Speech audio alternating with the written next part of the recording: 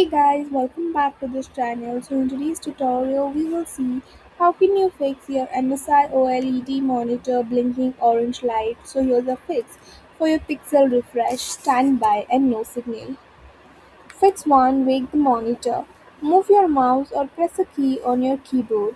If you are using a game console, press the controller's home button. Check if the monitor turns on.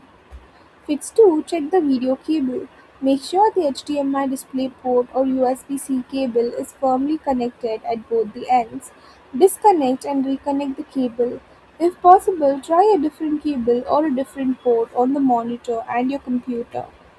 Fix 3. Verify the input source. Press the Navi key or joystick key on the back of the monitor.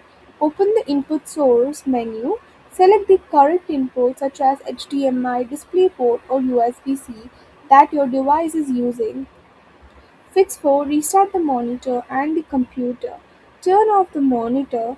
Shut down your computer or console. Unplug the monitor's power cable for 30 to 60 seconds. Plug it back in and turn on the monitor. Turn on your computer or console. Fix 5. Check your computer.